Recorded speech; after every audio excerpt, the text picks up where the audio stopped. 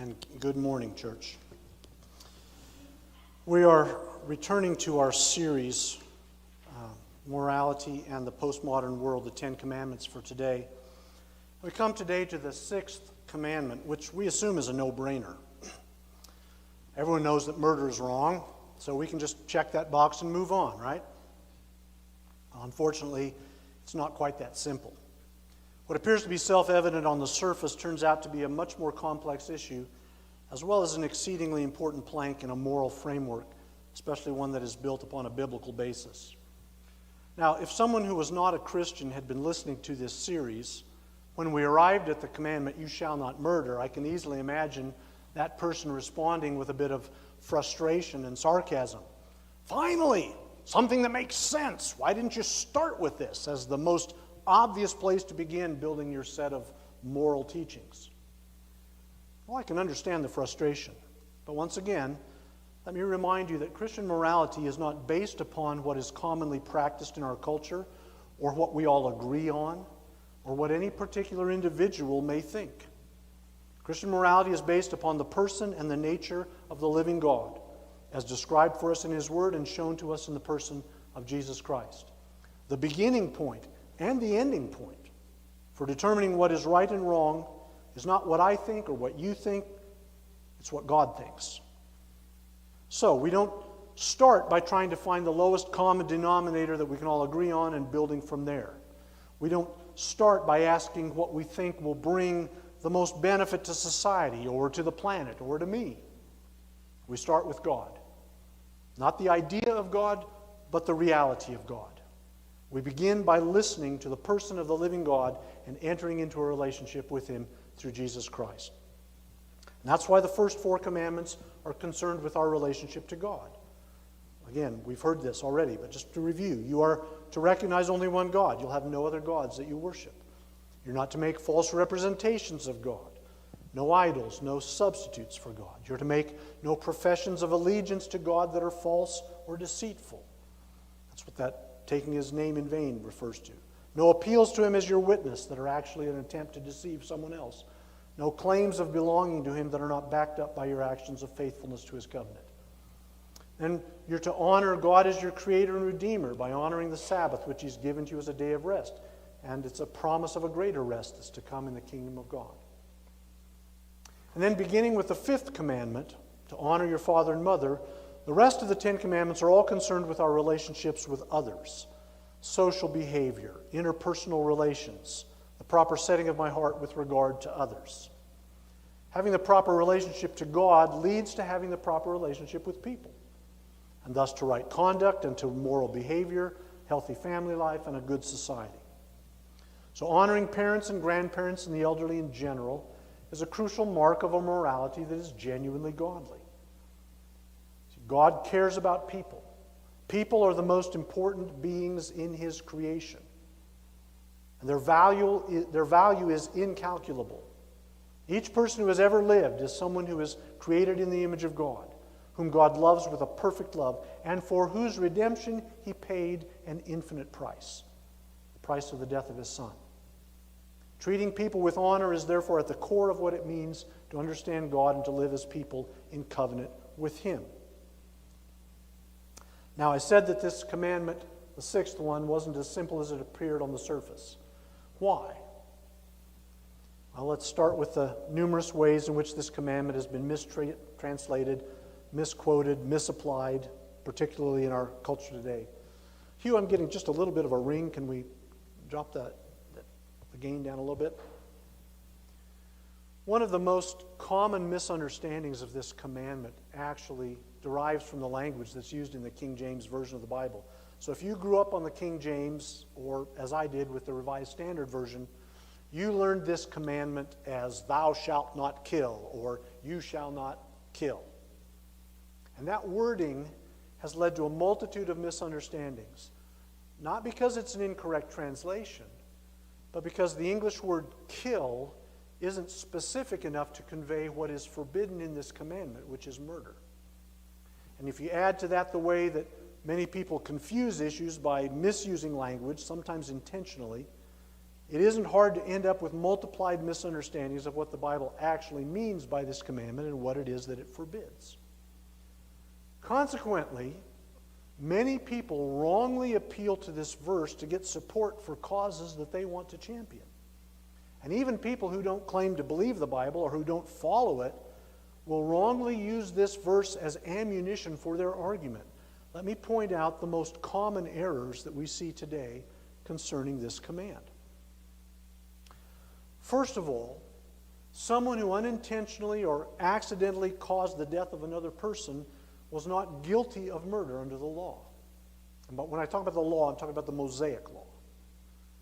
Now, we often hear family members of someone who was killed insist that their loved one was murdered, no matter how the death occurred. They're speaking out of their grief and out of their pain. That's understandable. But that pain may not be an accurate scale for measuring what actually happened. There's a passage in the Mosaic Law, Numbers 35, verses 6 to 34, that describes the difference between killing someone intentionally or as a result of becoming enraged and killing someone accidentally, without malice, without forethought. The first is considered murder, and the second is not. For the first person, capital punishment was decreed in verses 30 to 33. For the second person, there was a provision in the law that allowed that person to live out his or her days in a special city known as the city of refuge. And while living in that city, the person was protected from vengeance being taken upon them by the deceased person's family. So the Mosaic law itself recognized that not all killing is murder. The fact that someone died is tragic, but that alone was not sufficient to render the killer guilty of murder. In fact, in Deuteronomy 19, a passage that reiterates the laws concerning these cities of refuge, it specifically refers to the person who accidentally caused the death of someone else with these words. It calls them innocent blood and says they're not deserving of death, and warns the people against wrongly putting such a person to death for murder. You'll find that in verses 6 and verse 10 of Deuteronomy 19. The same is true for capital punishment carried out by the state as a judgment for crimes. The very fact that the same set of laws, the Mosaic law, both condemns murder and prescribes capital punishment for those who commit murder shows us that the two things are different. Feverish and impassioned twisting of the language may sway a lot of people today, but it is simply untrue to equate murder committed by an individual and capital punishment that's carried out by the government. They are not the same thing. Now, there are a number of reasons, valid reasons, why the state or any society might want to eliminate capital punishment. And as Christians, we can applaud many of those efforts, not least of all for the sake of being a more merciful society that seeks redemptive action whenever possible.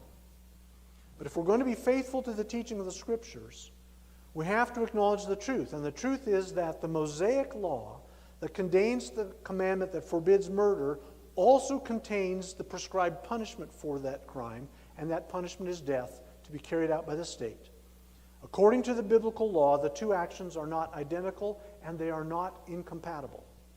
Capital punishment is not a violation of the commandment not to murder, no matter what the activists chant, and no matter what we decide whether we should have it or not. Similarly, soldiers who are engaged in battle are not guilty of murder if they kill enemy combatants or if their actions in battle result in the deaths of civilians that could not be foreseen or prevented. Again, the same set of laws that contains the commandment forbidding murder contains explicit commands for Israel to engage in warfare against enemies, including killing the male combatants if necessary. That's in Deuteronomy 20, verses 1 to 20, in one of the places. One of the most egregious misapplications of this commandment is one that I find especially disturbing, and that is the claim that killing animals is murder. We hear this a lot, especially from animal rights activists and some champions of vegetarianism or veganism. But the Sixth Commandment does not forbid the killing of animals, and it most certainly does not equate killing animals with murder. How do we know that? It's quite simple, actually, and this is going to sound quite redundant because it is redundant. The same set of laws that contains the Sixth Commandment forbidding murder specifically requires the slaughter of all kinds of animals, domestic cattle and sheep and goats and birds, for both religious sacrifice and the consumption of their meat. So the claim that killing animals is murder is an emotional appeal that's based on an unsupported assertion, and appealing to this verse to support that idea is simply ignorant. But there's something that's even worse than ignorance in this case. The emotion-laden appeals to stop the murder, so-called, of innocent animals might be very sincere. It could even be noble in their intentions. I remember quite vividly, as a young teenager, hearing the campaigns to save the baby seals from being clubbed to death by Arctic hunters. And I was quite outraged by what I was told was happening. I suspect now that I might not have been shown the whole story. I'm sure that many people who are advocates for the humane treatment of animals have nothing but the best motives. They want to build a society that is characterized by loving care for this world, not one that's characterized by neglect or brutality. I get that. But despite their love of animals, the attempt to elevate animals to the status of human beings has absolutely no biblical warrant whatsoever. It might be kind-hearted, but it is fundamentally flawed. Scripture exhorts us to care for creation and to show kindness to animals. Proverbs 12:10 specifically refers to the good man who shows kindness to his animals. But nowhere in Scripture does it indicate that animals are to be regarded on the same level as humans. In fact, Jesus' teaching about God's care for the sparrows depends upon the assumption that they are worth less than human beings in God's sight. What he says rests entirely on that assumption, that sparrows are worth less than human beings in God's sight. The attempt to build a case for animal rights as if they were equivalent of humans is actually a case for degrading human beings to the level of animals, to say that we are no different than cattle or dogs or reptiles or insects. It is a way to deny human exceptionality and to deny our special status as image bearers of God.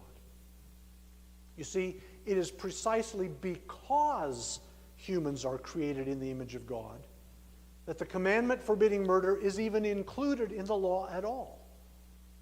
God makes this explicitly clear to Noah following the end of the flood, a flood that was precipitated, no pun intended, it was precipitated by the violence of humankind. And God says, whoever sheds human blood, by humans shall their blood be shed. For, that is, the reason why is because in the image of God has God made mankind. God established thereby the reason for capital punishment in the case of murder, because human beings carry the image of God and therefore are of priceless value, so that anyone who willingly takes the life of another by murder assaults God himself, in whose image that person was created, and thus forfeits the right to his or her own life. So those are some of the most common misunderstandings of this commandment. But let's just set all those aside. Can't we just step back and say, okay, this is still pretty simple. No murdering people. Yeah, sadly, there's still a problem. The problem isn't misunderstanding or misapplication. The problem is denial. We say, everyone knows that murder is wrong. But that isn't true. All across the Islamic world, for instance, so-called honor killings are considered not only acceptable but mandatory.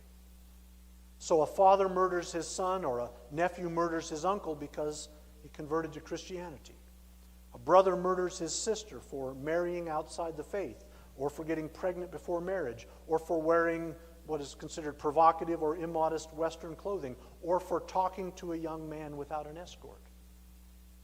The same is true in India and Nepal, where Hinduism enforces a strict caste system and places the same kinds of demands upon families to kill those who have brought shame upon the family in their minds.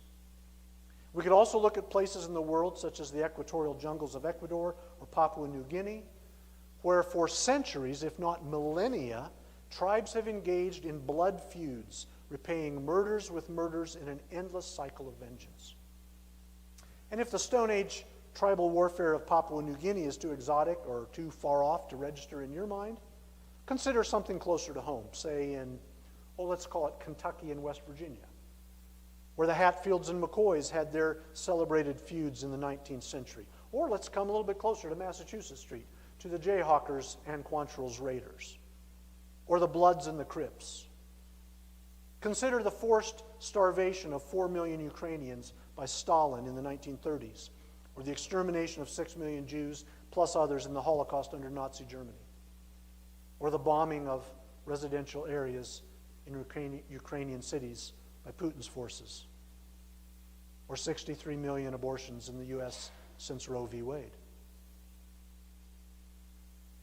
In every case, people convinced themselves and others that murder was not murder because the killers were justified in taking vengeance, or in exacting retribution for a wrong suffered, or in cleansing the land of undesirables, or simply because those insert ethnic slur were in the way of what someone else wanted.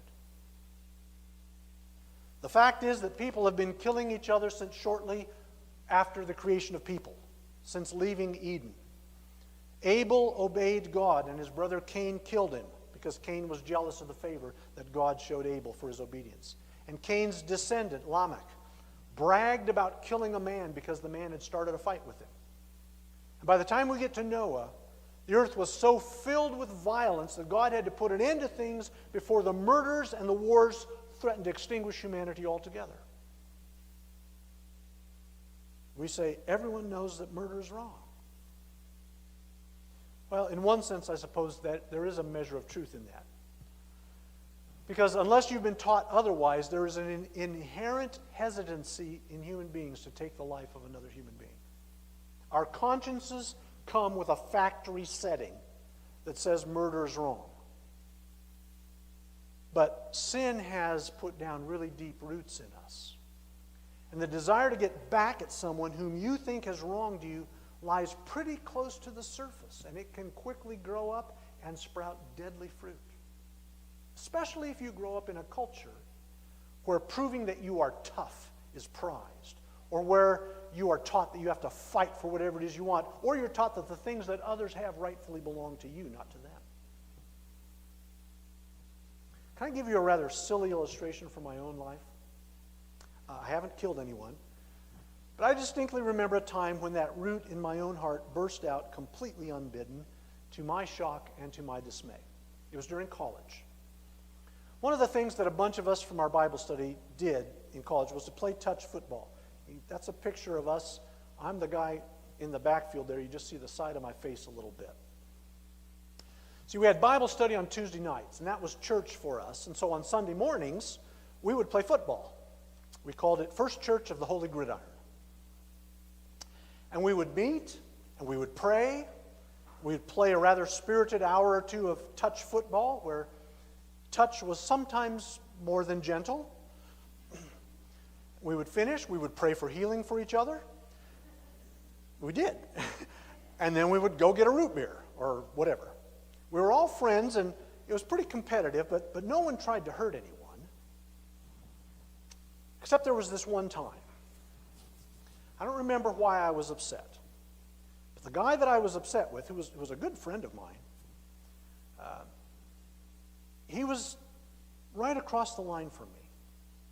And when the play started, instead of the normal, I'm just trying to get open for a pass, release from the line, I exploded from my stance, just as I had been taught in high school football, and I did it as if we were both fully pad and ready for full contact.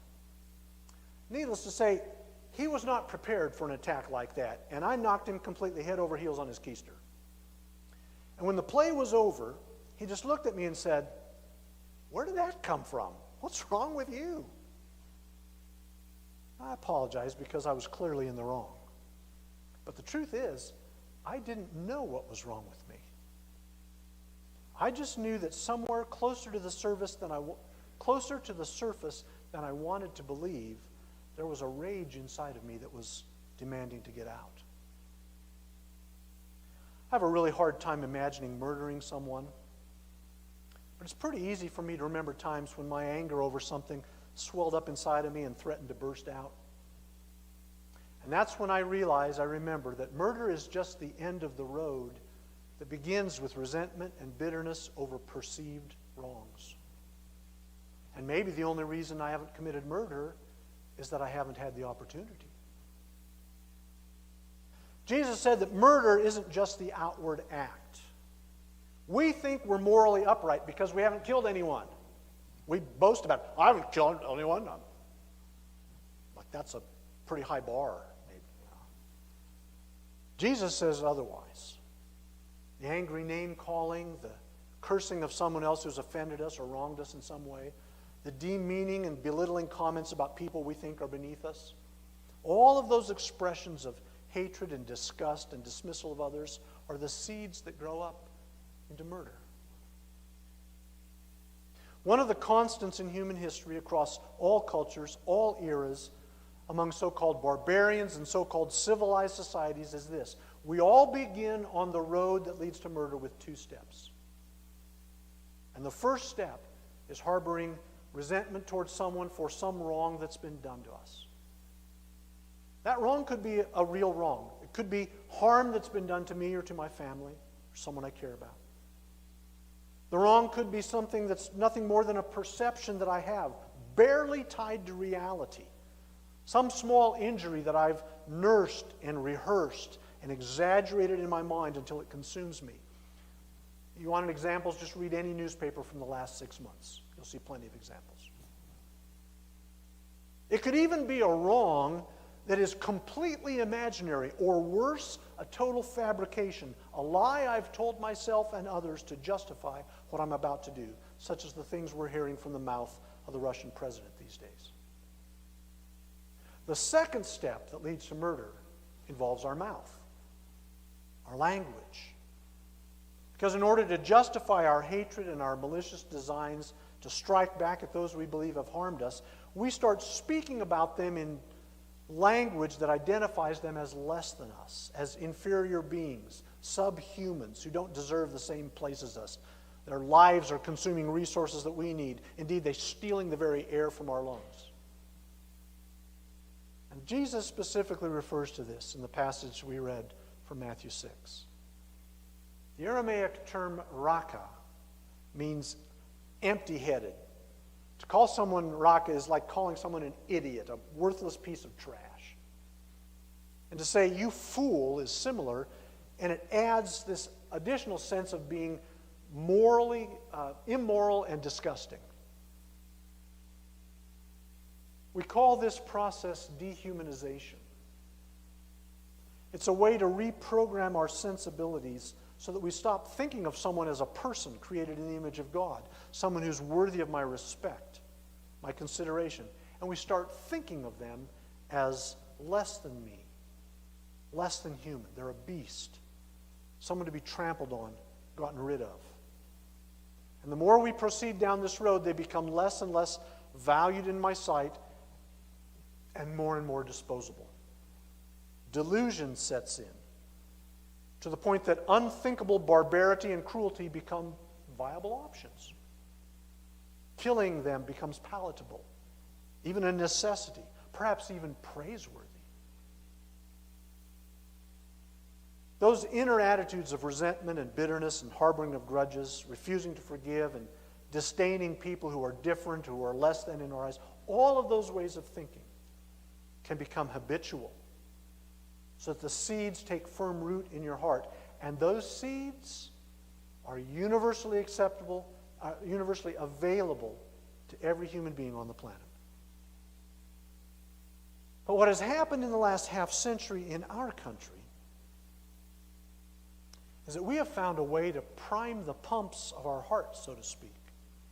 We've begun to condition ourselves to be fertile soil for these dangerous and toxic seeds. One of the ways we've done that is we've developed a love of violence and violent entertainment that is corroding the God-given protection of our consciences.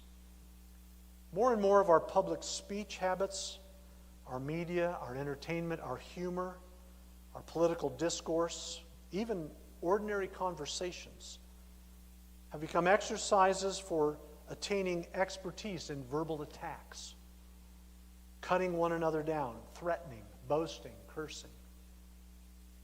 Our shared cultural language has become a primary means for dehumanizing others, and our shared cultural experiences have become ways to desensitize us to violence. And all of that reinforces our natural sinful tendencies and magnifies them so much that we are easily tripped up. No wonder that our cities are tinderboxes ready to explode. Far too many of us are filled to the brim with resentments, and we're covering up our anger, and we're viewing our neighbors as enemies who must be eradicated. So what's the answer? How do we let this command have its rightful place in our hearts and in our lives and in our society?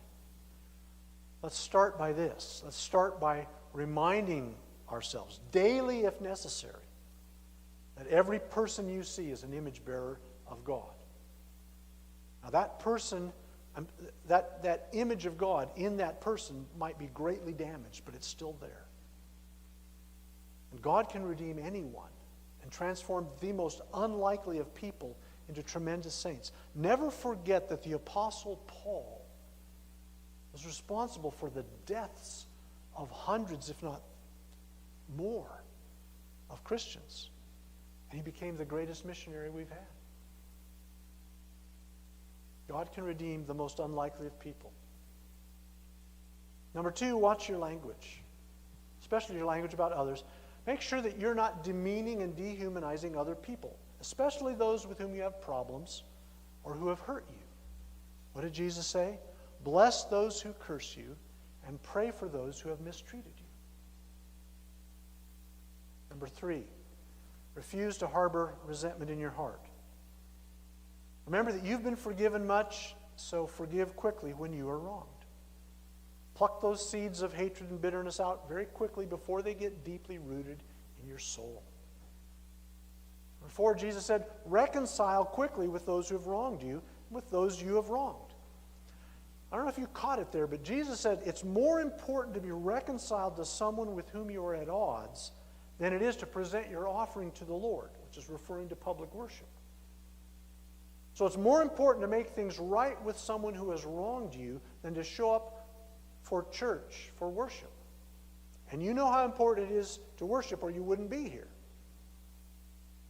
Jesus says it's more important that you get right with the people that you're crossways with. Number five, ask God to cleanse your heart from the love of violence. You might need to adjust your entertainment choices. At the very least, you might need to ask God to do some fine-tuning in your heart so that your habits match what He loves and not necessarily what your sinful heart loves. Finally, remember this. You shall not murder is a command addressed to every person. It's important to have it as a part of the penal code for our society. It's even more important to have it as a plank in the moral code that is written on our hearts. And here's the glaring exception to that command that applies to absolutely everyone here, myself included. Most of us here, maybe all of us, recognize that Vladimir Putin is an evil man who started an unjust war that is destroying cities and killing people. He needs to be opposed. We can pray for God to change his heart. We can pray for God to stop his plans. How God stops him is not ours to say, but we must always oppose evil. But here's the catch. There's a little Putin in each one of us. And that little Putin in each one of us has to be opposed. That little Putin in each one of us has to be put to death. So it's not exactly murder, but I hope you get my point. That little tyrant inside of us, the one who wants what he wants what she wants, is willing to crush anyone who gets in the way of getting it, needs to die. It's the only way to be free from the seeds that lead me to a point where I could conceivably commit murder. The murderer in me must die so that Christ can live through me and change me and make me new. That's why Paul wrote, "Put to death, therefore, what is earthly in you." The cross is the answer for that little tyrant in me who needs to die.